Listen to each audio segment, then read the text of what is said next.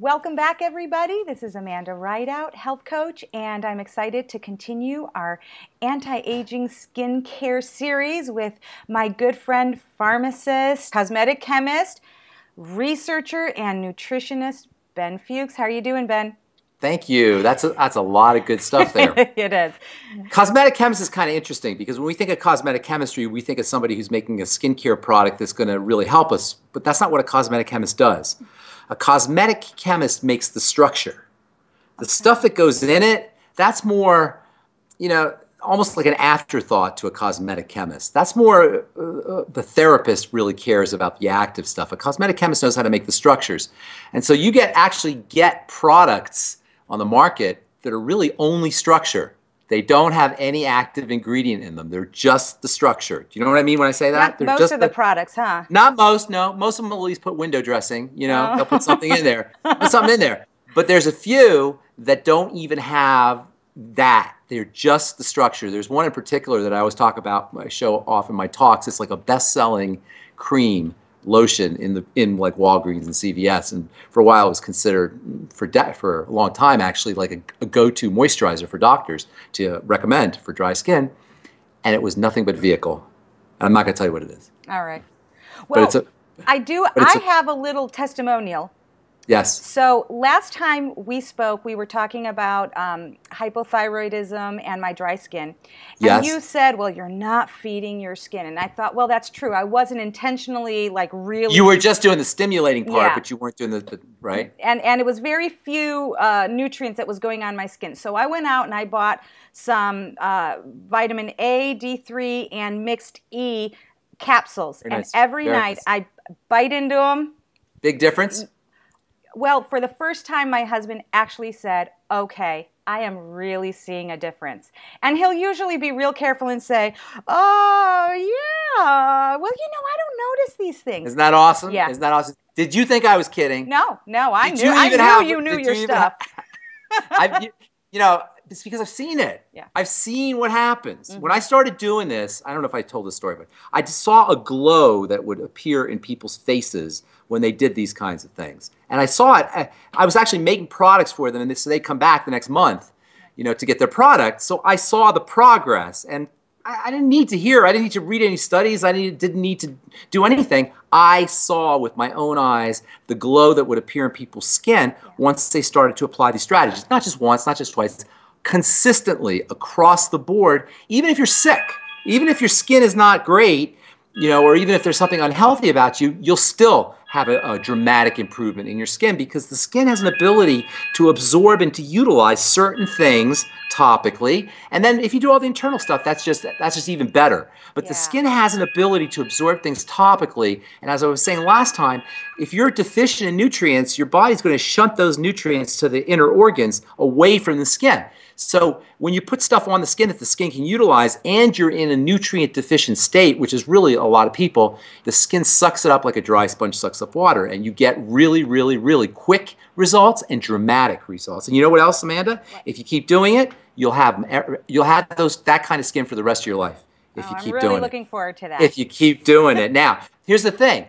When we see each other's skin, we're making an assessment not on the wrinkles. We're making an assessment on the health of the skin. This is what we're looking at. So when we get bamboozled and thinking we need to get this Botox, this ridiculous, or the lips, or whatever the things people do, we just get talked into that.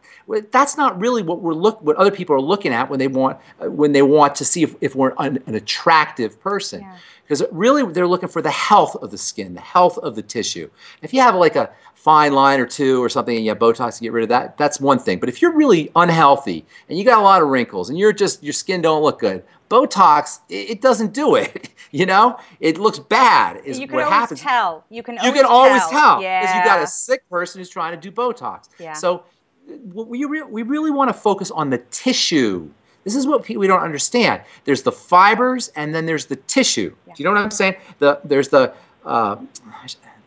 spongy part. Mm-hmm. There's the fibers that hold the spongy part together. I shouldn't have said tissue. There's this a sugar matrix. Yeah. And this sugar matrix gives the skin a sort of beefiness. The collagen gives it a tensile strength. So when you pull it, it bounces back and it kind of stays tight. But what we're looking at is a certain thickness to the skin and a certain color and hue to the skin. And that's what makes the skin healthy. You're not going to get that from Botox. You may get it temporarily from like fillers or something, but then you still have to deal with the unhealthiness of the tissue, of the skin itself, the blood supply and the glow and the coloration of the skin. These are all things that you can do dramatic things with topically, dramatic things. You can improve the circulation. Once you improve the circulation of the skin, you get more detoxification, you get more delivery of nutrients, you get delivery of oxygen. So the whole tissue, the whole matrix of the skin looks healthier. And it looks visibly healthier, and that's really what you're going to be looking for. And you're very fortunate, by the way, because of your body type, you're actually going to you have very good skin anyway. You've got a lot of that structure going on, that beef. Remember the beef? The beef. I know that doesn't sound good, does it? No. But that's what it is. It's beef. It's what it is. So, right. Ben, last time you told us all about the different vitamin A's and which ones were best topical. And so you mentioned that there was maybe one other A-list vitamin and maybe one or two B-list vitamins. What is that other A-list vitamin? Okay, so the first A-list vitamin, there's two A-list vitamins. There's a few on the B, and then we have actually three tiers, A, B, C. Okay. So A is really is the home of two vitamins, and that's we talked about last week. Vitamin A, the retinoids. It's a family, right? So, and in the plant world, beta carotene is an example of the retinoids. The retinoids are very fascinating molecules. They're the anabolic, the growth molecules, and the skin handles them very well. The second one is vitamin C. And like vitamin A, it's got a critical role to play in the development of tissue.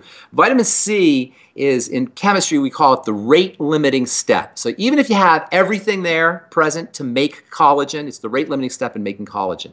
Even if you have everything, all the raw materials present for making collagen, everything's in place for making collagen, vitamin C is like they call it the rate-limiting step, but it's like a switch.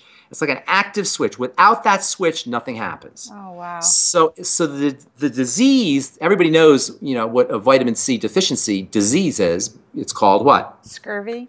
Correct. Everybody knows that, right? But what is scurvy exactly? Do you know what scurvy is? I don't mean to put you on the spot, but it's interesting. We hear about it all the time. But what is it, right? It's a really interesting disease.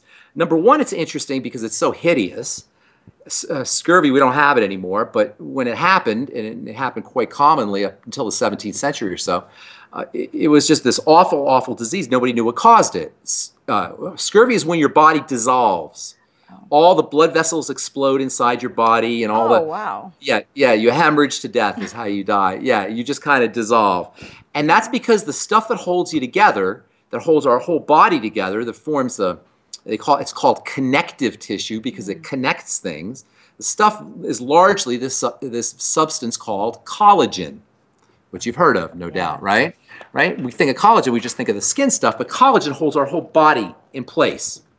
It's the connective wiring that holds everything in place from a microscopic standpoint.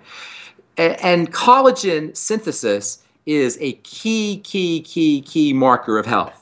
Key marker of health. Once collagen breaks down, you get arthritis, you get osteoporosis, you get wrinkles, hemorrhages, leakage, weakening of blood vessels, aneurysms, strokes. Pretty much anything that's awful that can happen to you happens when your collagen starts to break down. So scurvy is caused by this. Scurvy is marked by collagen breakdown. You break down and you hemorrhage to death, but there's subclinical scurvy. So that you may not have a full-blown case of scurvy where you hemorrhage to death, but you just may get osteoporosis. Or you just might have some kind of circulatory problem, some kind of weakening of the circulatory vessels. Or you may have arthritis. You may have a degenerative disease somewhere. These are markers of subclinical scurvy. You understand what I'm saying? Yeah. So, and wrinkles are another one. And remember, we said under conditions of deficiency, all the nutrients are going to get shunted down to the core. If you're deficient in vitamin C, which is extremely common, and you're dealing with your body's dealing with subclinical scurvy, it's going to shunt nutrients, vitamin C specifically, away from your skin towards the more important, the bones and the structural components of the body. The skin will be the last, will be the organ that gets it removed from first. It'll be the first one to lose the nutrient, which means Does that make sense? It'll be the first, the skin will be the first organ that gets, the nutrient gets drawn from into the center. So you're going to be missing it in the skin first. Skin is the canary in the coal mine. It's always going to be the first thing that's deficient because that's not important. That's not as important as the core of the body. Right? Make sense? Yes. Which means that if you have a nutrient that is very effective topically, or utilizable topically, absorbable topically, and you're deficient, that's something, number one, you're going to want to do, okay? You're going to want to put it on your skin. And number two, when you do put it on your skin, you're going to get quick results. Because remember, it's in a deficiency state. It's going to suck it up like a dry sponge sucks up water. Whenever a system is deficient, it's maximally it's at its absorption maximum. It absorbs the best. Does that make sense? It absorbs the best when it's deficient, like a dry sponge sucks up more water. Nature abhors a vacuum, as a philosopher said, right? It always comes in to fill it up. So when you put vitamin C on your skin, quick results and dramatic results. Quick and dramatic. What kind of results? Well, the dramatic results and the quick results are, it's called in the business rubifacience. Okay? Rubifacience means glow. Okay. And that's the first thing that happens, rubifacience. You get glow to the skin. Rub means red. So you get this glow to the skin. That's almost like the blood is coming out to grab it. It's a beautiful look. Now, it goes away when you first start using it, but over time, it's permanent. You get that permanent glow. Oh, nice. And then also, the beautiful thing about vitamin C is you get long-term results. The short-term results, you get this rubifacience, you get a smoothness to the skin. The long-term results are equally dramatic. Tone, color change, because vitamin C is a powerful anti-pigmenting agent for hyperpigmentation, for preventing new hyperpigmentation. Now, if it's really hyperpigmentation, we should do a video on hyperpigmentation, dark spots, right? There's two kinds of dark spots that people kind of collapse into one big thing, and they call them dark spots. They call them pigments. There's two different kinds. There's one that's deep, and that's not really a pigment, and that doesn't come off. That's a sign. That's a sign that your body's breaking down. Okay. Would that be a freckle, or would that be the age spots? Kind of looks like age spots. Okay. It's closer to a freckle, but a freckle is not. It's closer to a freckle, but it's not. Okay. It's called lipofuscin, and it's a whole nother pigment, a whole nother type of pigment. It's not even a pigment. They call it the aging pigment, but really it's debris, basically, cellular debris. That ain't coming off. However, pigment will come off. Pigment will kind of rise to the top and slough off, and that's why all those exercise techniques that we talked about, using topical exercise, skin exercise, using alpha-hydroxy acids, enzymes, all those things, that's really good for color too because it helps lift off melanin, pigment. But vitamin C will prevent new pigment. So if you're hyperpigmented, you're getting spots, using vitamin C can help even your tone over time. So you get the initial dramatic results, and you get long-term results. One is pigment changes, or more even tone to the skin. The second thing that you get is more moisturizing, because vitamin C helps your skin make moisturizing factors. The third thing is you get environmental protection, and the fourth thing you get is long-term collagen synthesis. So you get multiple benefits from one ingredient, and in the world of ingredients, that's unheard of. Yeah. That is really, really unheard of. Between the vitamin A, this is why these two are the A team. Okay. They're the A list. Because in the world of ingredients, once we go into the B list, it's not the same. In the world of ingredients, vitamin A and vitamin C stand out. They are the A list. Now, that's why I say if you're stranded on a desert island, you can only bring two ingredients. Bring vitamin A and bring vitamin C. So here, let's talk. Vitamin C is a little tricky though. Vitamin A is also a little bit tricky. There's different types of vitamin A. There's different types of vitamin C. And so you want to make your vitamin C type selection strategically. You want to know what you're doing when you make your vitamin C type selection. And many of the cheaper forms of vitamin C are not effective. Like the pills we get at the pharmacy or whatever? I'm talking about creams. I'm talking about topicals. Okay, topicals. No, I'm talking about topicals. This is all topical. Yeah, this is all topical. Internally, it's not as big a deal. Okay. Internally, it's not as big a deal because it's utilized by the body in most forms. Skin is not true. Remember, the skin is a barrier. It's tough to really get stuff through that stratum corneum, through the surface. It's not that easy. You got to play with it, and if you want to maintain its activity, you got to do certain things. So there's different types of vitamin C, and it's important to know your vitamin Cs if you're going to exploit it and take advantage of it because it's a wonderful, wonderful ingredient. Unfortunately, manufacturers don't make it easy for you.